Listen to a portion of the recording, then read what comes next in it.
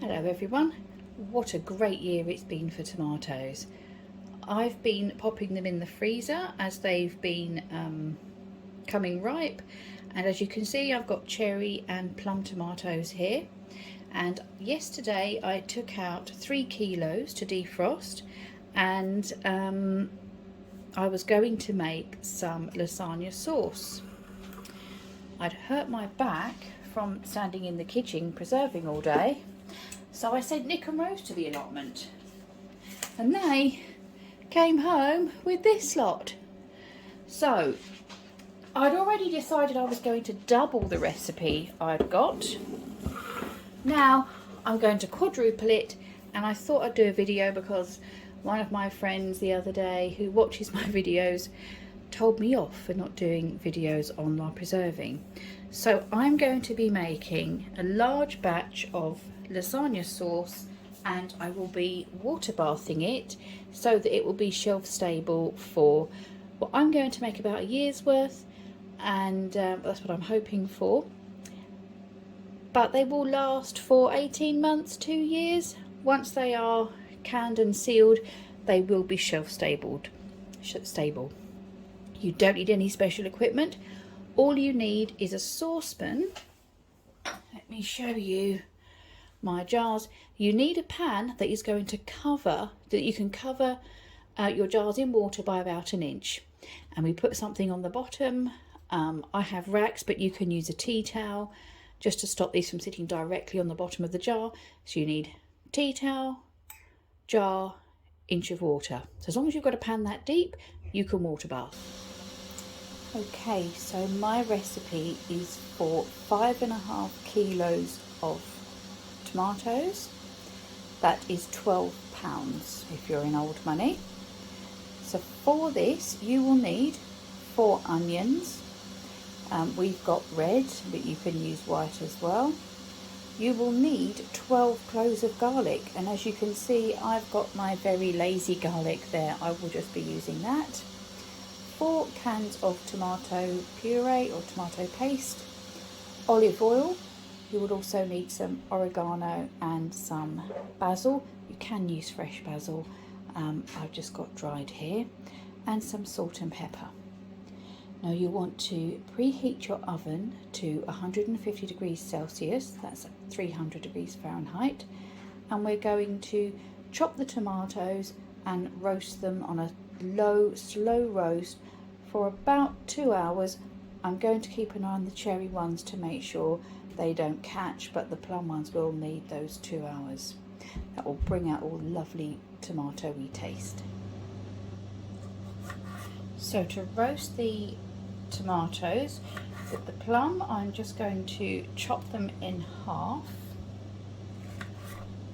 and then obviously I'll be doing batches of these as we've got so many. I've got 2 roasting trays out. We'll see how many we can fit in, but we're going to put them in a bowl, and then we're going to divide up. You're going to need in total about 8 tablespoons of olive oil. So we're going to coat the tomatoes in olive oil, and then you want some basil and oregano in there as well. So here we are.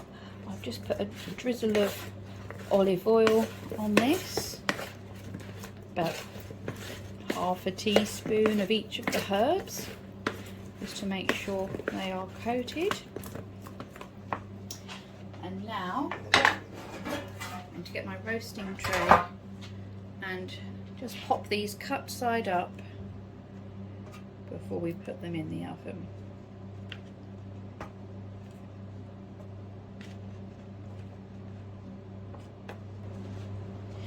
Now you'll notice I'm not taking the skins off, but if you've pre-frozen your fruit, you will see they're quite wrinkly, and sometimes when you're cutting them in half, the skin kind of just wants to fall off. So if that's the case, I am just removing it. I'm not being fussy. There's still a bit of skin left on it, and I'm saving the skins. What I will do is I'll squeeze all the water out of them, and then I'm going to freeze them until I've got enough, and I'll dehydrate the skins and then I can blitz them into a powder, and then I've got tomato powder for stock. Don't they look delicious? And into the oven they go.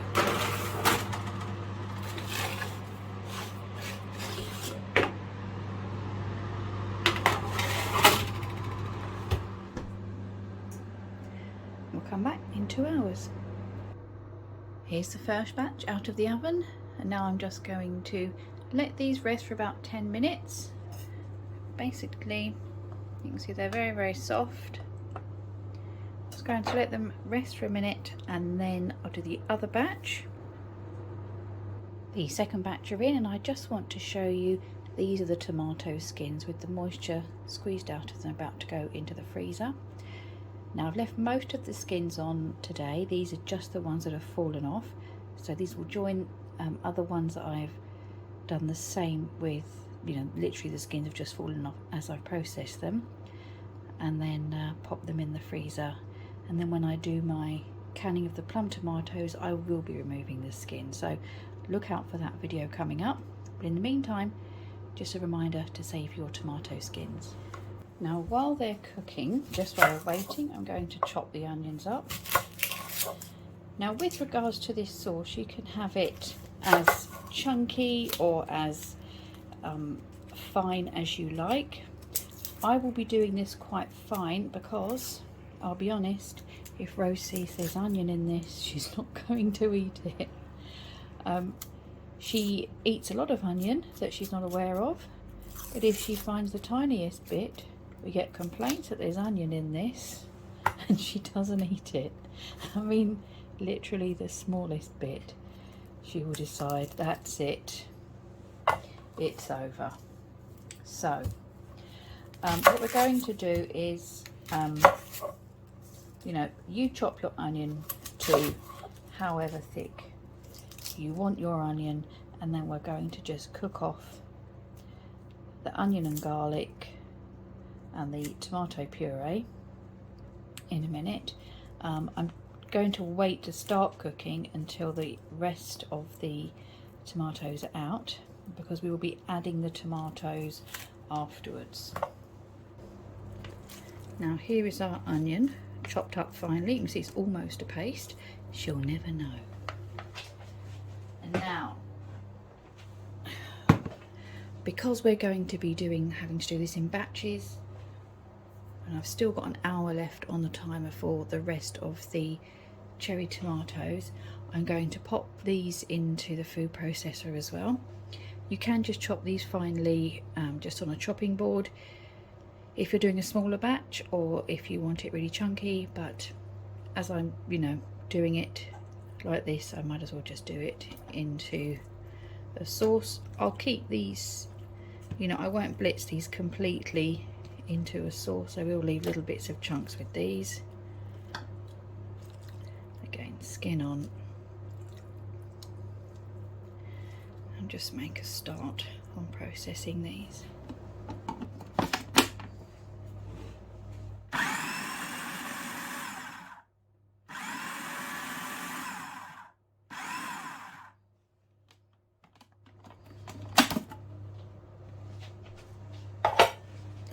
There we go, you can see it's still quite chunky.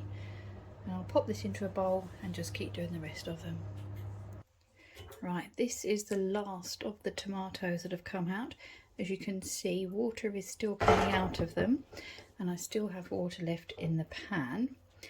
And when we start cooking these together with the onions, we will need a cup of water, so I'm going to save this water and use this rather than just water from the tap or the fridge, because this will have more flavour in it. So I'll just blitz these up and then we'll get the cooking pot.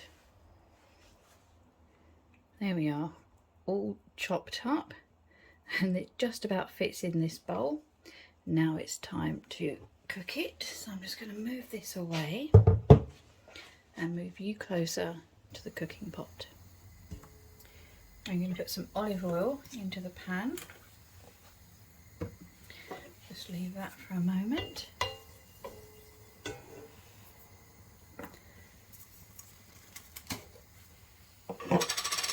Now we're going to add our onion.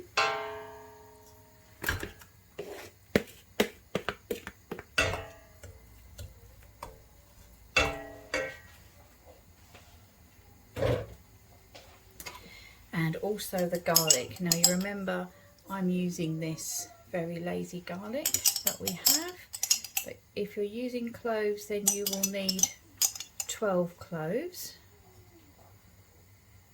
3. I'm just sort of working out roughly how many cloves that would make. 4, 5, of course add your garlic to taste. 6, 7, 9, 10, 11, 12. Right, so that's my 12 cloves of garlic's worth, and we're just going to cook this until it starts to soften a little bit. Obviously, as I've done the onions into a paste, it's quite soft already, but yeah, just going to cook that for a minute before we add the rest of our ingredients. Right, that's been going for a couple of minutes. Now at this stage you can add some more oregano and basil. I've only got a little tiny bit left. This is our homegrown basil. I just reused the pot. I'm going to put a bit of oregano in. We really like the oregano. As you can see, it's much bigger when you do it yourself than it is when you buy it from the shops. So now that's done, I'm going to add in the tomato paste. All 4 cans of it. There we go. I'm just going to stir that in. Make sure it's all incorporated. And then we're going to add the tomato that we've blitzed up earlier. Well, this is funny. My bowl and all the tomatoes are quite heavy. So I was going to grab Nick and say to him, can you please come and tip the bowl of tomatoes into the pan? But he's asleep. It's hard work waiting for your wife to finish in the kitchen. And Rose is taking photos of him, so she's occupied. And in the meantime, I'm doing our lasagna sauce. And as you can see, I've made do with a jug. Right, I've added about 4 cups of water there. Just going to bring that up to the boil, reduce and simmer for 10 minutes. Now in the meantime, I'm going to sterilise my jars. I'm just using ordinary jam jars, and on some of them I've got new lids, but some of them I'm still using the old lids. Let me just move you back. There we go. Some of them I'm using the old lids. Now you can reuse these lids if you check. There's just like a rubbery bit around here. As long as that is still intact and in good condition, then you can reuse your lids, but double check them every time, and if there's sort of any perishing going on there, then replace and use a new lid, but you can reuse jars all the time. I've got a tray here, and I've washed up my jars in hot soapy water. I've given them a rinse, and now I'm just going to pop them on this tray.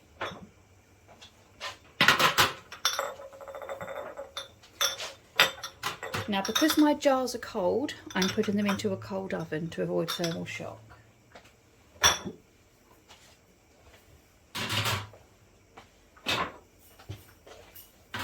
I've got a couple of trays there, so I'm going to put these into a cold oven, and I'm going to put my oven up to 100 degrees. That's in Celsius, that's 212 Fahrenheit.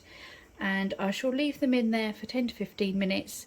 I like to leave them until they're dry. So I haven't dried them. I'm just going to let the oven dry them. And while they're in the oven, I'm going to get out some cooling racks.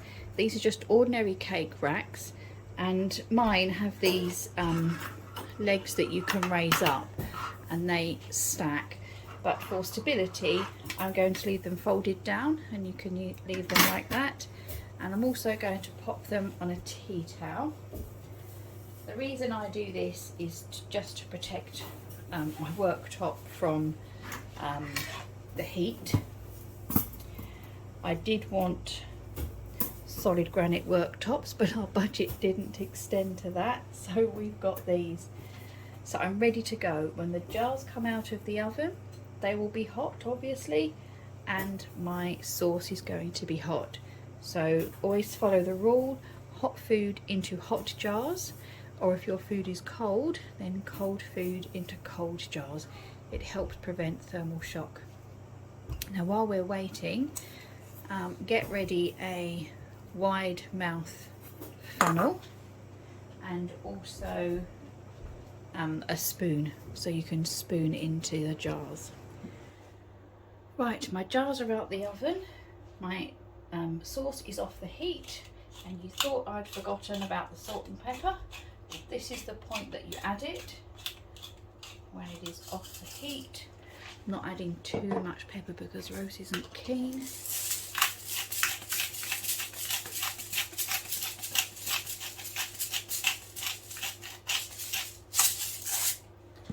Give this a stir in.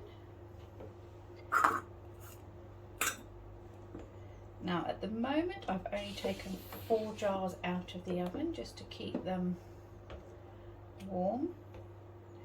As I do these, I'll get some more out the oven.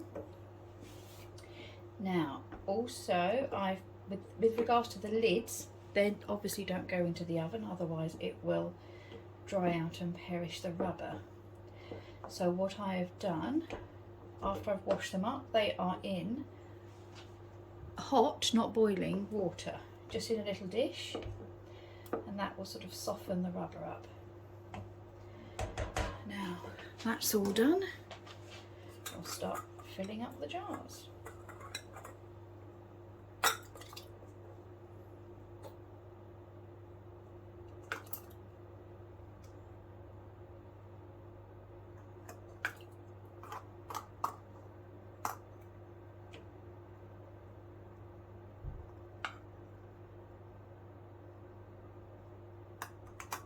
So it's just sort of to where the screw starts to come on there.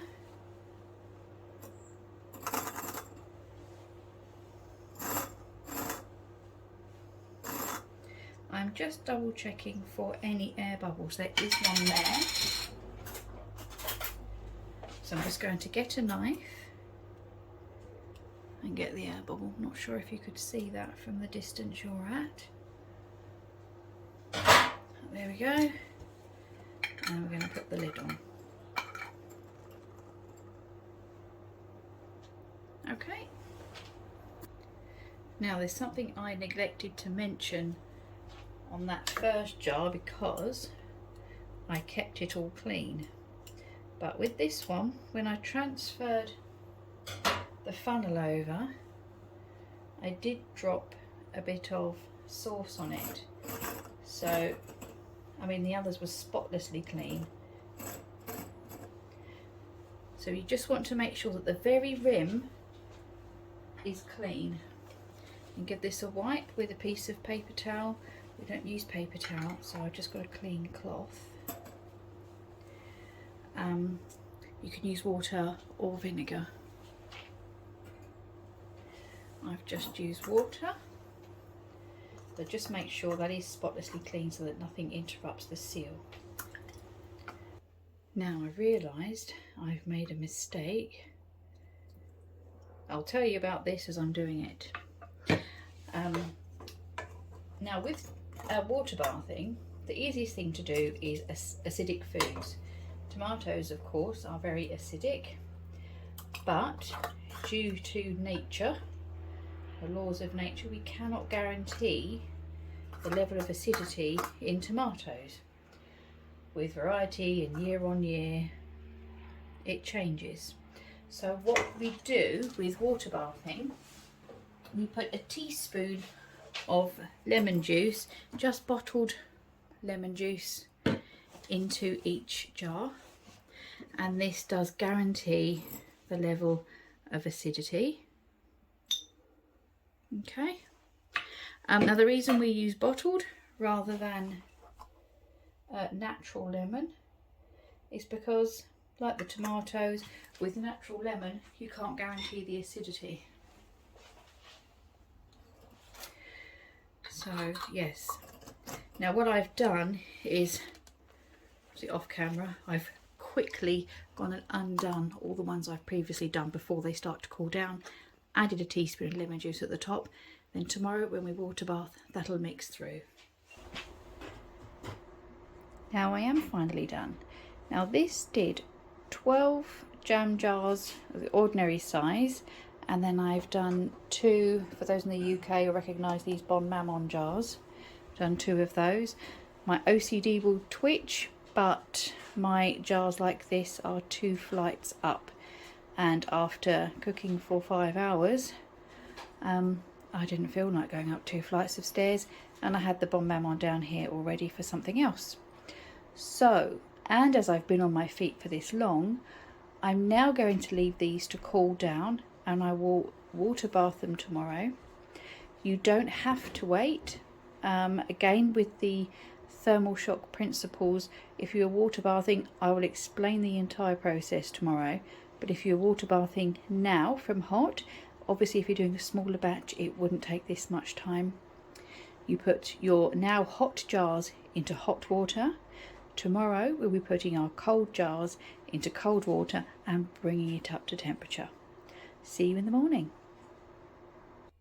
And good morning. Here we are. All of my jars are now completely cold, and this morning we're going to water bath these. Now, I'm passionate about preserving the food that we grow, and I'm a firm believer that you don't need lots and lots of gadgets and specialist equipment. However, there are a couple of things that you will need. Yesterday I showed you the wide mouth funnel, and the other thing that I say you will need is, if you're going to be canning, is a jar lifter. I'll show you how this works.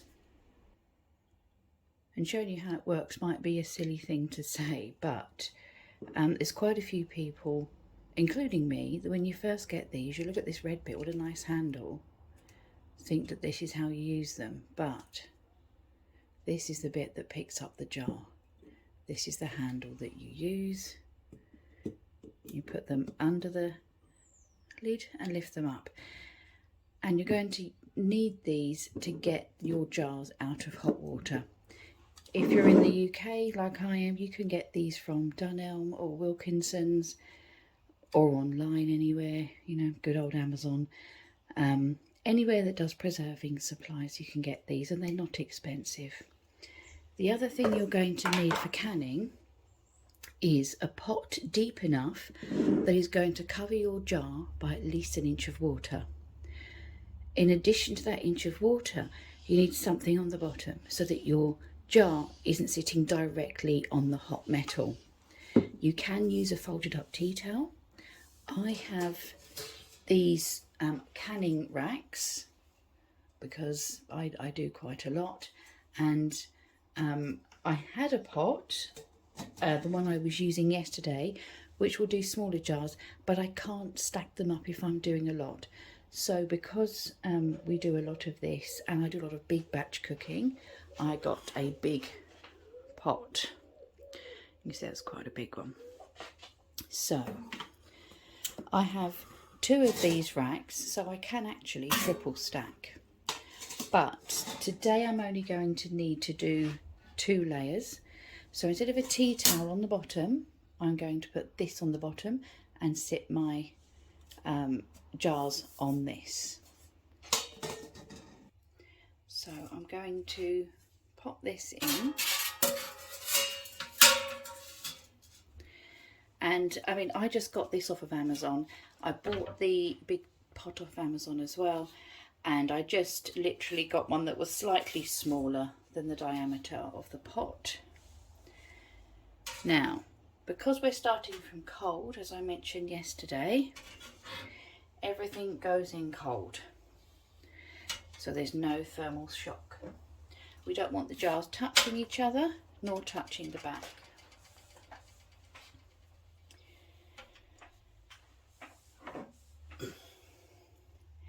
If you were doing this from hot, then you would be putting your hot jars into hot water. So you'd pre-boil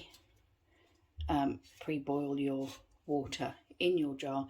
Then you would use the lid lifter, the jar lifter, to put your jars into the hot water. But doing it this way, you don't have to worry about the hot water. So there's my jars. As you can see, they're quite well spaced out. I'm going to put this on the top and then do my second layer.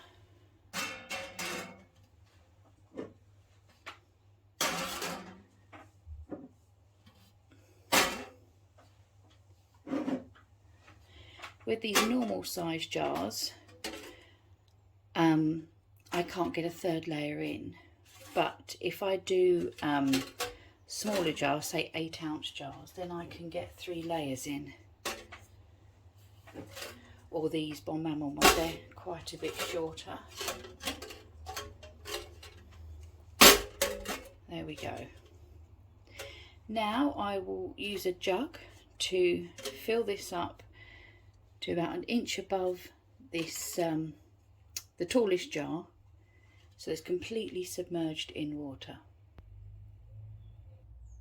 There we go. We're filled with water. I don't know if you can see the edge of where the water is there. My camera stand doesn't really go up any further, but if I put my finger in and work out where it is, there we go, at least 1 inch of water.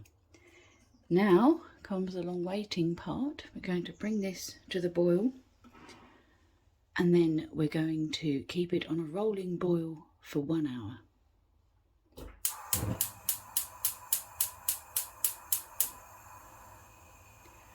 Start your timer when it does come to the rolling boil, not before, okay? Right, so here is my rolling boil. And now I'm going to start the timer for 1 hour. Just keep an eye on it to make sure that it is constantly boiling over like this. So what I do is I kind of put the lid on a little bit and then take it off once it's started boiling, and then when it starts to when it starts to come off the boil, I then put the lid back on just to keep the heating and maintain that boil. And while you're waiting for the time to go down on this, you want to prepare an area where you can put the jars when you lift them out of the hot water, and they need to stay there for 24 hours without being moved or touched. So they just need to completely cool down, and you'll hear little pops on the lid when they seal. Right, so it has been an hour. And I've just turned the heat off, so the boiling has stopped. I'm not in danger of getting splashed, and I'm now going to use my jar lifter to get these out. Now, I forgot to say, if you're using a lid on the pan, when you lift it up, lift it away from you, so that the steam doesn't burn your arm. That's good practice to remember. So you can see how I'm using this to get hold of the jar, and I'm literally just putting it on the racks I showed you earlier, which are right next to me. But this pot's so big, my tripod is on its maximum height to show you how I'm picking these up.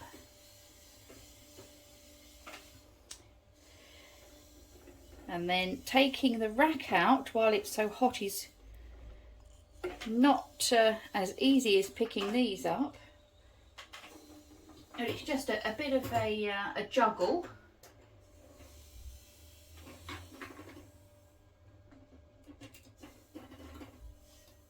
There we go.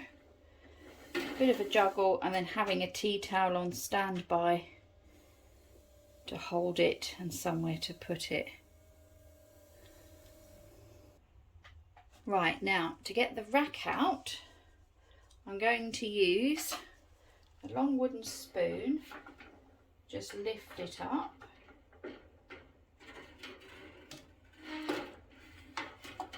So I can grab hold of it with the jar lifter there, as this is hot.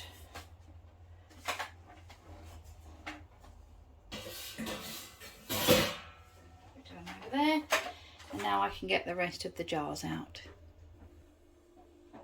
There we are, they are all out, and I'm going to leave them here. They're just sort of in the back corner of our kitchen. No one will touch them, and they'll just sit here until tomorrow morning when I will label them. And then now these are shelf stable for, well, these will last us probably a year. Opinion does vary. So I would say you could use, 18 months. Some people say 2 years. These will be used by then. I do tend to just make a year's worth of something. Now, when you are water bathing, the important thing is, you can tell by my accent if you've not watched my channel before. First of all, welcome, and second of all, I'm in the UK. I know America does have the USDA guidelines, but we don't have to follow them here. So we can water bath anything here, and I trust myself enough to be perfectly safe with this. There are a lot of people who will be yelling botulism, and yes, it is a risk, and it is preventable by making sure that whenever you water bath something, you reheat it properly, and that is to boiling for 10 minutes, okay? So even though we're going to use this in a lasagna, if you'd pressure can something, you can just take it out of the jar and pop it straight into your lasagna. This will need to be reheated first for those 10 minutes, okay? Pressure canning is becoming more popular in the UK. However, we have a big hurdle in that we have to import pressure canners from America here, America or Canada. So it's quite difficult for us to get them here. And I'm sure if Prestige or anyone else that does pressure canners decide to start selling them in the UK, then it will become more popular. For me, I'm not going to be ordering a pressure canner anytime soon. Water bathing is perfectly fine for us. So that's the important bit. Do make sure you reheat to boiling for 10 minutes, anything that you've water bathed. Okay, if there's any questions, pop them in the comments below. Let me know if there's anything I've missed. I've tried to be as thorough as I can, because I am passionate about preserving, especially what, we've spent all this time and effort growing. I think it's really good to be able to make something that's going to last, especially in today's times where, we've got to watch the pennies. That's all from me today. Thank you very much for joining me, and I'll see you next time. Bye-bye.